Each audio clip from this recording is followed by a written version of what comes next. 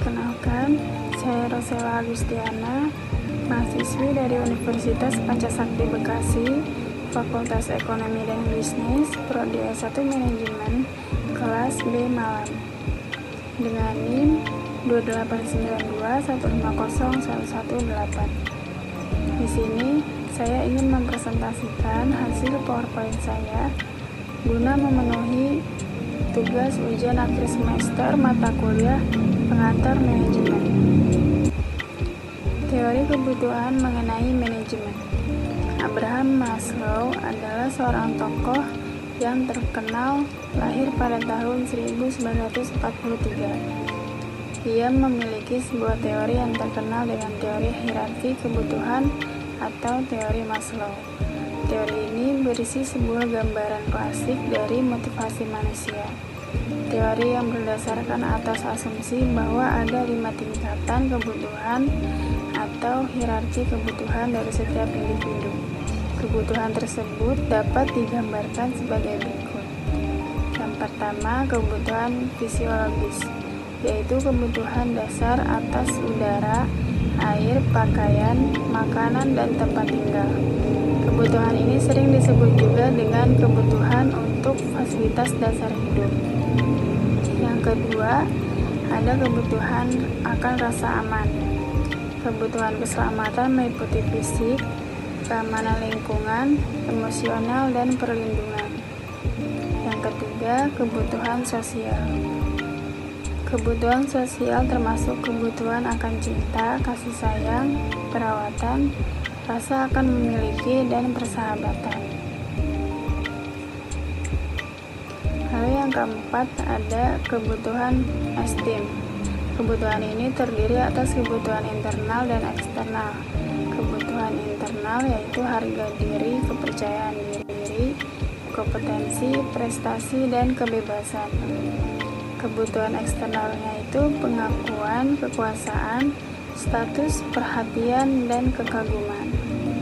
Lalu yang terakhir, yang kelima itu ada kebutuhan akan aktualisasi diri.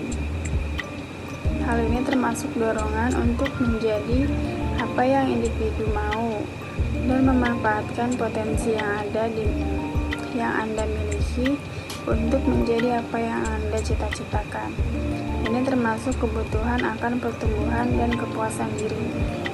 Hal ini juga termasuk keinginan untuk memperoleh lebih banyak pengetahuan, pelayanan sosial, kreativitas, dan menjadi estetika pada kekurangan dan faktor fisiologis yang berbeda, di mana peluang dan keselamatan datang ke yang dimiliki individu berbeda-beda. Peran motivasi dan kepemimpinan dalam organisasi dan manajemen. Motivasi merupakan sesuatu yang mendorong seseorang bertindak atau berperilaku tertentu. Manajer adalah seorang yang mencapai tujuan organisasi menggunakan orang lain. Pemahaman mengenai motivasi bukan hal yang mudah. Motivasi merupakan sesuatu yang ada pada diri seseorang dan tidak tampak dari luar. Motivasi akan kelihatan melalui perilaku seseorang yang dapat dilihat, misalnya ada mahasiswa yang rajin belajar, mengerjakan tugas yang diberikan dari dosen. Sebaliknya, mahasiswa yang sama sekali tidak pernah belajar akan dikatakan mempunyai motivasi yang sangat rendah. Motivasi berhubungan dengan kekuatan atau dorongan yang berada dalam diri manusia. Sedangkan para pemimpin sebagai salah satu pihak yang berkepentingan berada pada garis terdepan dalam mewujudkan perubahan karena dituntut dan diberi tanggung jawab oleh berbagai pihak yang berkepentingan lainnya untuk mampu menjalankan roda organisasi sedemikian rupa. Keberhasilan para pemimpin menanggapi perubahan yang terjadi memerlukan gaya kepemimpinan yang sesuai dengan tuntutan perubahan tersebut. Peranan kepemimpinan. Kepemimpinan sebagai salah satu cabang ilmu pengetahuan memiliki peranan penting dalam kerangka manajemen, karena peranan seorang pemimpin adalah penjabaran dan serangkaian fungsi kepemimpinan. bahwa fungsi kepemimpinan pada hakikatnya adalah salah satu dari peranan manajer untuk menjadikan pengikut atau bawahannya penuh kemauan serta kesediaan memberikan pengabdian dalam rangka pencapaian tujuan organisasi. Pada dasarnya, kepemimpinan memiliki peranan serta tujuan untuk memberikan atau menyajikan berbagai pengertian atau understanding mengenai beberapa hal yang berkaitan dengan masalah-masalah kepemimpinan. Yang kedua, memberikan berbagai penafsiran serta pendekatan terhadap permasalahan yang berkaitan dengan kepemimpinan. Yang ketiga, memberikan pengaruhnya dalam menggunakan berbagai cara dan pendekatan untuk memecahkan berbagai masalah yang terkait dengan ruang lingkup kepemimpinan. Peran pemimpin pada organisasi yaitu peranan fundamental seorang pemimpin organisasi publik adalah mampu mengintegrasikan variabel-variabel organisasi dengan manajemen sumber daya manusia atau SDM ke dalam ranah manajemen seseorang pemimpin organisasi. Pemimpin pada organisasi memiliki peran sebagai berikut, yaitu penempatan tujuan, motivasi, komunikasi, dan pengambilan keputusan. Pendekatan personal mengenai kepemimpinan. Personal Traits of Leadership Approach atau pendekatan personal mencoba melihat pemimpin dari karakteristik figur atau ciri personal dari 16 orang pemimpin. Pendekatan ini mengasumsikan bahwa seorang pemimpin yang efektif pasti memiliki trait khusus seperti intelektual, kepribadian, karakteristik fisik, kemampuan supervisi, dan trait kepribadian lain dari seorang pemimpin efektif. Lalu pendekatan perilaku mengenai kepemimpinan.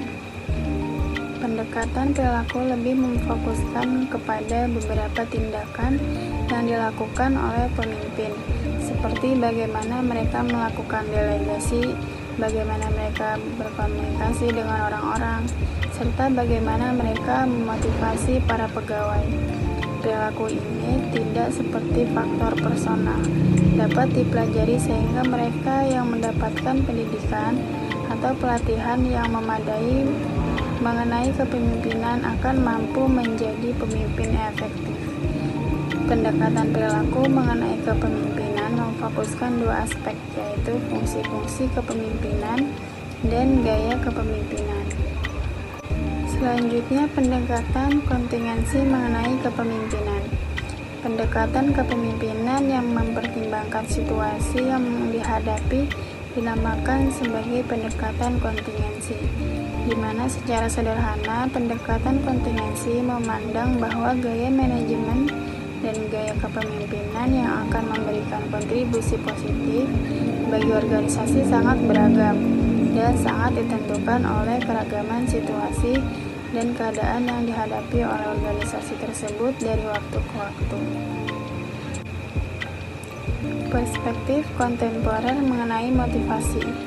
Motivasi memegang peranan penting dalam usaha pencapaian tujuan suatu organisasi.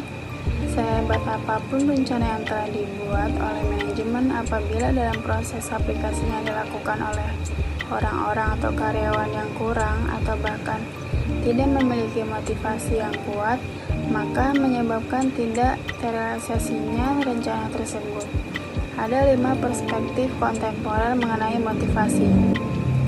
Yang pertama, perspektif kebutuhan. Yang kedua, perspektif keseimbangan dan keadilan. Yang ketiga, perspektif pengharapan. Yang keempat, perspektif penguatan. Dan yang kelima, perspektif penyusunan tujuan. Kepemimpinan karismatik.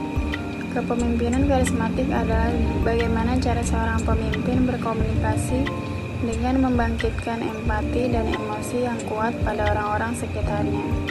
Menurut Psychology Today, Tujuannya untuk mengajak membuat perubahan positif dalam hidup mereka. Pemimpin karismatik sering dianggap sebagai sosok orator yang mahir menyampaikan visi. Pasalnya, seorang pemimpin karismatik mengandalkan gaya berbahasa yang fasih, pesona daya tarik, dan kemampuan merayu demi mencapai tujuan tersebut. Namun, gaya kepemimpinan karismatik tidak hanya menyandarkan harapan pada semua keterampilan itu. Ciri-ciri kepemimpinan karismatik adalah 1. Aura yang kuat.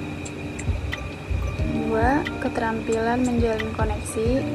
3. Kemampuan dalam memanage situasi. 4. Public speaker handal. 5. Mampu introspeksi diri.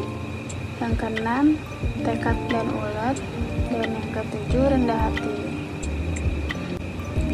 Manajemen perilaku politis. Politik adalah proses pembentukan dan pembagian kekuasaan yang antara lain berwujud proses pembuatan keputusan. Perilaku politik adalah kegiatan yang tidak dipandang sebagian dari peran formal seorang dalam organisasi, tetapi dapat mempengaruhi atau berusaha mempengaruhi distribusi keuntungan dan kerugian di dalam organisasi.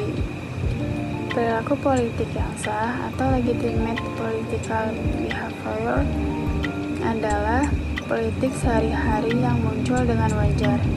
Hal tersebut seperti membangun koalisi, menentang kebijakan atau organisasi lewat pemogokan atau dengan terlalu berpegang ketat pada ketentuan yang ada, dan menjalin hubungan keluar organisasi melalui kegiatan profesi. Sejumlah faktor yang mendorong perilaku politik adalah sebagian merupakan karakter individu yang berasal dari sifat-sifat unik yang direkrut oleh organisasi.